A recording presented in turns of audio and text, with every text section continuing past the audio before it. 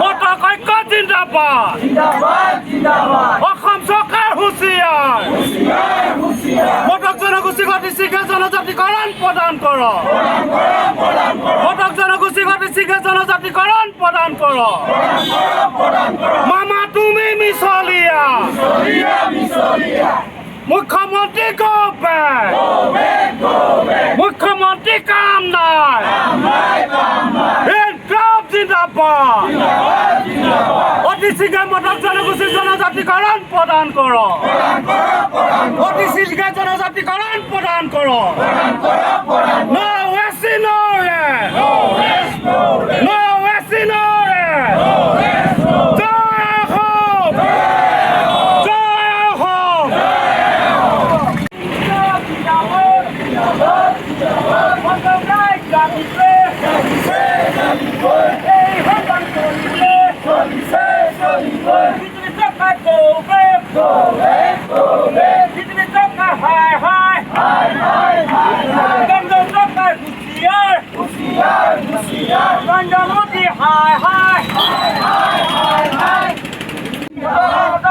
জিন্দাবাদ অসম মটক যুৱ ছাত্ৰ পৰিষদ জিন্দাবাদ অসম মটক যুৱ মটক ছাত্ৰ সন্থা জিন্দাবাদ ইনকলাব জিন্দাবাদ অসম চৰকাৰ হুঁচিয়াৰ কেন্দ্ৰ চৰকাৰ go back কেন্দ্ৰ চৰকাৰ হুঁচিয়াৰ কেন্দ্ৰ চৰকাৰ go back কেন্দ্ৰ চৰকাৰ হুঁচিয়াৰ মটক জনগোষ্ঠীক জনজাতিকৰণ মৰ্যাদা প্ৰদান কৰক মটক জনগোষ্ঠীক জনজাতিকৰণৰ মৰ্যাদা প্ৰদান কৰক ইনকলাব জিন্দাবাদ মটক ৰাইজ জাগিছে এই সংগ্ৰাম পৃথিৱী চৰকাৰ go back পৃথিৱী চৰকাৰ হাই কেন্দ্ৰ চৰকাৰ হুঁচিয়াৰ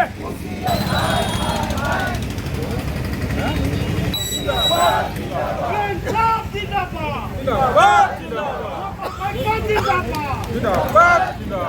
অসম চৰকাৰ হুঁচিয়াৰ জনগোষ্ঠী ঘটি শীঘ্ৰে জনজাতিকৰণ প্ৰদান কৰক জনগোষ্ঠী ঘটি শীঘ্ৰে জনজাতিকৰণ প্ৰদান কৰক মামা তুমি মিছলীয়া মুখ্যমন্ত্ৰী go back মুখ্যমন্ত্ৰী কাম নাই ইনকলাব জিন্দাবাদ শীঘ্ৰে জনজাতিকৰণ প্ৰদান কৰক No West, no West. No West, no West. Jai Ho! Jai Ho! Matak জনগোষ্ঠী জনজাতিকৰণ মৰ্যাদা প্ৰদান কৰক মটক জনগোষ্ঠী জনজাতিকৰণ মৰ্যাদা প্ৰদান কৰক মটক ৰাইজ জাগিছে ৰাষ্ট্ৰৰ প্ৰতিবাদ সাব্যস্ত কৰিব লৈছে জনজাতিকৰণৰ ক্ষেত্ৰত আজিৰ পৰা এলানি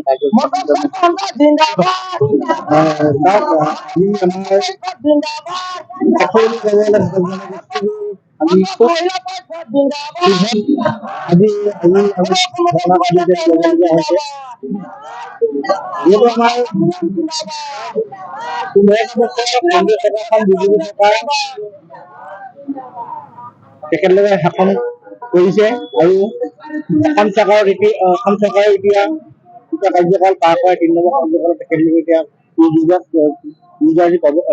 কুচকাৱাজ চলাইছে কিন্তু অসম চৰকাৰ বা কেন্দ্ৰীয় চৰকাৰে কিছুমান যেনেকৈ মটক জনগোষ্ঠী ক্ষুদ্ৰ জনগোষ্ঠীৰ যে স্বাভিমান এই স্বাভিমানৰ প্ৰতি তেখেতলোকে যেন পাহৰি যোৱা যেন অনুভৱ কৰিছো যিহেতু আমি 14 চনতে আমি মটক জনগোষ্ঠী ৰাইজে বিজেপি চৰকাৰখন আহোঁতে খুব আন্তৰিকতাৰে বিজেপি চৰকাৰক আমি আঁকোৱালি লৈছিলো কিন্তু আমি দেখিব পাইছো যে যিহেতু বিজেপি চৰকাৰে মটক জনগোষ্ঠীটোক বৰ্তমান যি মিছা কথাৰ প্ৰলোভন এটা সীমাবদ্ধতা কৰি থৈছে প্ৰলোভন সীমাবদ্ধতা কৰি থৈছে কাৰণ যিহেতু আমাৰ মটক জনগোষ্ঠীক তেখেতলোকে 14 চনতে বিজেপি চৰকাৰ আহিলে ছমাহৰ ভিতৰতে মটক জনগোষ্ঠীৰ লগতে 5,000 জনগোষ্ঠীক জনজাতিকৰণ দিয়া কথা আছিলে কিন্তু অতিকে দুখৰ পৰিতাপৰ বিষয় এইকাৰণে বৰ্তমান অসমৰ মুখ্যমন্ত্ৰীয়ে যোৱা বছৰ তেখেতে মুখ্যমন্ত্ৰী হোৱা কাৰ্যকালৰ পৰা বৰ্তমানলৈকে আমাৰ বহু কিবা তেখেতৰ আলোচনা হৈছে।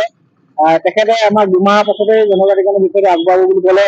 তাৰপাছত লোকসভা নিৰ্বাচনৰ পাছতে তেখেতলোকে କହିলে যে মটক জনগোষ্ঠীক অতি সোনকালে তেখেতলোকে জনজাতিকৰণ দিম বুলি কৈছিলে।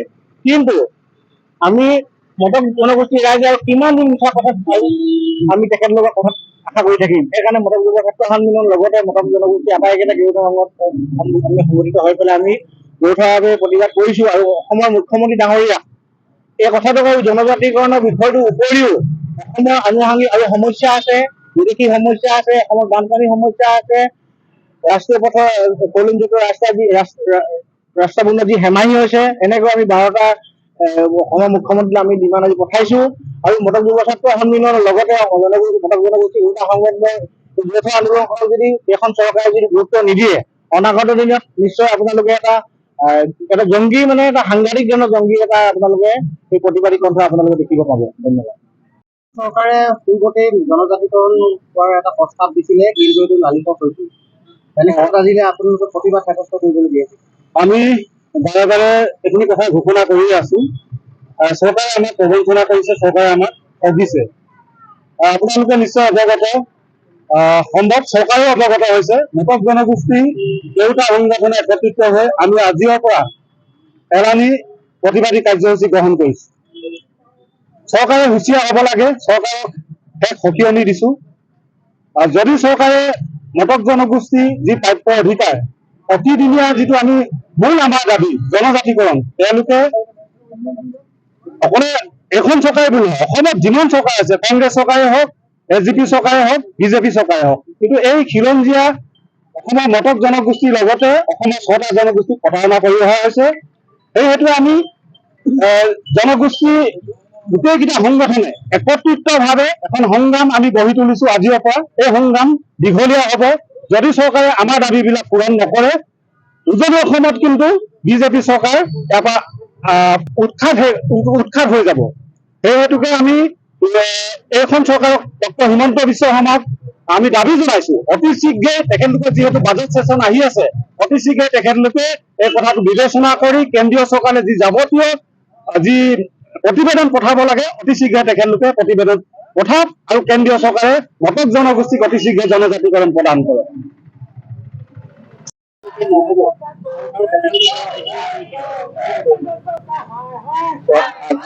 মটক জনগোষ্ঠীৰ ৰাইজে পুনৰবাৰ ৰাজপথত ওলাই আহিবলৈ, আন্দোলন কৰিবলৈ অসম চৰকাৰে বাধ্য কৰিছে। কিয়নো আমাক বিজেপি চৰকাৰে আজি ঠগি আছে। সন্মানীয় মুখ্যমন্ত্ৰী হিমন্ত বিশ্ব শৰ্মা ডাঙৰে আজি আমাক এবছৰ আগতে কথা দিছিলে, তেখেতে 6 মাহত আমাক জনজাতিকৰণ দিম বুলি। কিন্তু আমাক তেখেতে ঠগিলে। আজি 6 মাহ দিন উকলি গ'ল, আমাক কিন্তু জনজাতিকৰণ নিদিলে। সেইকাৰণে আমি পুনৰবাৰ আমাৰ মটক জনগোষ্ঠীৰ ৰাইজ, আমাৰ মটক প্ৰাপ্ত সন্মিলনকে প্ৰমুখ্যকৈ 5টা সংগঠন আমি একত্ৰিত হৈ আজি সংগ্ৰাম কৰিবলৈ ওলাই আহিছো। আমি ৰাজপথলৈ যাবলৈ, ৰাজপথত আমি সংগ্ৰাম কৰিবলৈ ওলাই আহিছো। আমাক চৰকাৰে বাধ্য কৰাইছে। আমাৰ 8টা দাবী আছে। এই 8টা দাবী যদি আমাৰ নেমানে চৰকাৰে, আমি আন্দোলন আমি কৰি যাম। আমি আজি ধৰ্মঘট অনুষ্ঠান আজি আমি আৰম্ভ কৰিছো। আমাৰ নেক্সট 13 ছেপ্টেম্বৰ আমাৰ ৰেল অৱৰোধ আৰু আমাৰ 27 ছেপ্টেম্বৰ মোহনবাৰী বিমানবন্দৰ এয়াৰপৰ্ট অৱৰোধ আৰু 4 এপ্ৰিলত 100 ঘণ্টীয়া আমাৰ অৰ্থনৈতিক অৱৰোধ। আমি এই আন্দোলন কাৰ্যসূচী ল'বলৈ আমি সাজু হৈছো। সকলো মটক ৰাইজ, সকলো গাঁৱে ভূঞে আন্দোলনত সহযোগিতা কৰিবলৈ তেখেতলোকে সাজু হৈ আছে। আৰু পুনৰবাৰ আমি চৰকাৰখনক সকীয়াই দিবলৈ বিচাৰিছো। আমাৰ যি দাবী, আমাৰ প্ৰাপ্যসমূহ মটক জনগোষ্ঠী যি আজি এই জনগোষ্ঠী 1939 চনতে জন্মগত, এই জনগোষ্ঠীক যেন আমাক আৰু যেন ঠগি মেলি নকয়, আমাৰ যি প্ৰাপ্য আমাক দিব লাগে, নহ'লে আমি ভয়ানক আন্দোলন কৰিবলৈ ওলাই আজি আপোনালোকক চৰম অপমান কৰা ব্যৱস্থাই কৰিলে বিজেপিয়ে। পুনতে নিৰ্বাচন আগ মুহূৰ্তত আপোনালোকক লালিপত দিছিলে যে জনজাতিকৰণ হ'ব। মই অকণ আগৰ পৰা ক'ব খুজিছোঁ বিগত সময়ত ৰাজ্যত 15টা বছৰ শাসন কৰা কংগ্ৰেছৰ যি নেতৃত্ব আছিল তেখেতসকলে আচলতে যি আমাক যি প্ৰবঞ্চনা কৰিলে তাৰ পৰিপ্ৰেক্ষিতত পৰৱৰ্তী সময়ত ভাৰতীয় জনতা পাৰ্টীক আমি শাসনলৈ আহিবৰ কাৰণে এটা ব্যৱস্থা কৰিছিল। অসমৰ 6টা জনগোষ্ঠীয়ে এই ক্ষেত্ৰত আগভাগ লৈছিল আৰু 2014 চনত প্ৰথমবাৰৰ কাৰণে গৰিষ্ঠ সংখ্যক আমাৰ অসমৰ পৰা জিকি গৈছিল। এই কথাটো আমি সকলোৱে জানে। তাৰ পৰৱৰ্তী সময়ত 2016 বৰ্ষত আমি ৰাজ্যত বিজেপি চৰকাৰ গঠন হ'ল। তাৰ কাৰণে আমাৰ অসমৰ 6টা জনগোষ্ঠীৰ আমাৰ উজনি অসমত মটকসকলে বিশেষভাৱে অধিগ্ৰহণ কৰিলে যাতে বিজেপি চৰকাৰ আনিব লাগে আৰু এই চৰকাৰৰ জৰিয়তে আমাৰ সমস্যাটো সমাধান হ'ব লাগে। আমাৰ উদ্দেশ্য আছিল এইটোৱে। কিন্তু বিভিন্ন সময়ত চৰকাৰ পক্ষৰ লগত আমাৰ আলোচনা অনুষ্ঠিত হ'ল, বিভিন্ন সময়ত ৰাজপথত আন্দোলনো হ'ল আৰু পৰৱৰ্তী তেখেতসকলে যি আস্থাকাৰী প্ৰতিশ্ৰুতি প্ৰদান কৰা হ'ল বিভিন্ন সময়ত তাৰ পৰিপ্ৰেক্ষিতত আমাৰ গোটেই বিষয়বস্তু পিছুৱাই গ'ল।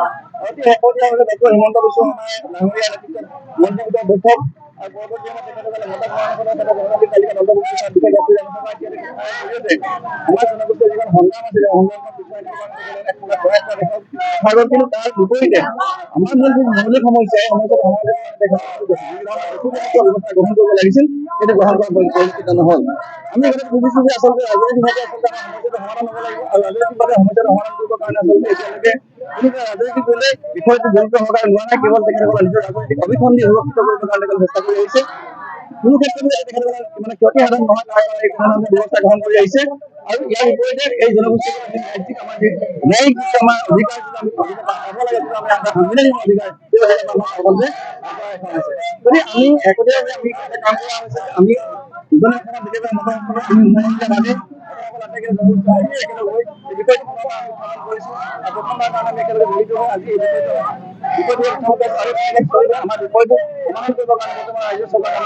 অসমত বিশেষকৈ জানে যে আমাৰ বিষয়টো ৰাজ্য বনি আছে কেন্দ্ৰীয় চৰকাৰ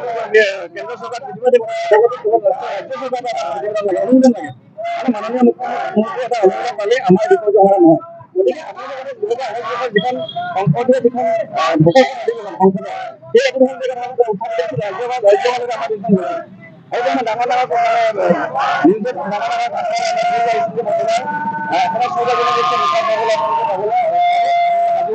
কিন্তু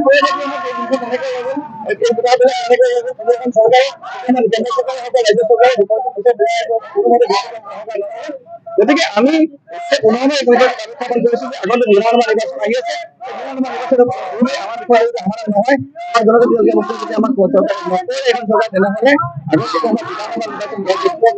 দিবৰ কাৰণে সাজু হৈছে আৰু ৰাজনৈতিকভাৱে ইয়াৰ আমি যিটো আমাৰ প্ৰতিবাদ কৰিব ৰাজনৈতিকভাৱে যিটো আমাৰ ৰাজপথলৈ ওলাই আহিবলগীয়া হয়, আমি অতি পৰিতাপৰ বিষয় 14 চনৰ পৰাই যিহেতু আমাক তেওঁলোকে ছমাহৰ ভিতৰত জনজাতিকৰণ প্ৰদান কৰিম বুলি আমাক আশা দিছিলে। নিৰ্বাচনৰ আগতে তেওঁলোকে বাৰে বাৰে আমাক আশা দিয়ে যে আমি জনজাতিকৰণ আপোনালোকক প্ৰদান কৰিম, কিন্তু যেতিয়া নিৰ্বাচন শেষ হয় তেওঁলোকে ফুটুকাৰ ফেন পাহৰি যায়। আমি এই ঐক্যৰ মঞ্চৰ পৰা আমি তেওঁলোকক সকিয়নি দিব বিচাৰিছো যে আমাক অতি শীঘ্ৰে জনজাতিকৰণ প্ৰদান কৰক। যিহেতু আমি পাবনগত জনগোষ্ঠী নহয়, আমি ভূমিপুত্ৰ হিচাপে আমাক তেখেতসকলে যিখিনি ৰক্ষণাবেক্ষণ দিব লাগে আমাৰ চৰকাৰখনত, আমাৰ যিহেতু আমি জনগোষ্ঠীটো আমি এটা আদিম জনগোষ্ঠী হয়, আমাৰ জনগোষ্ঠীক কিয় তেওঁলোকে বাৰে বাৰে প্ৰতাৰণা কৰি আছে? এই প্ৰতাৰণা আৰু সহ্য নহ'ব। আমি ৰাজপথলৈ ওলাই আহিছো, তেখেতসকলে আমাক আজি ৰাজপথলৈ ওলাই আহিবলৈ বাধ্য কৰাইছে, কিয়নো আমাক তেওঁলোকে অতি সেৱ প্ৰতিপন্ন কৰাই ৰাখিছে। আমি সঁচাকে অন্য জনগোষ্ঠী বিলাকৰ আগতে হওক লাগে অসমৰ বিভিন্ন সম্প্ৰদায়ৰ জনগোষ্ঠী বিলাকৰ আগতে আমি সেৱ প্ৰতিপন্ন হৈছো, আমি লজ্জিত হৈছো।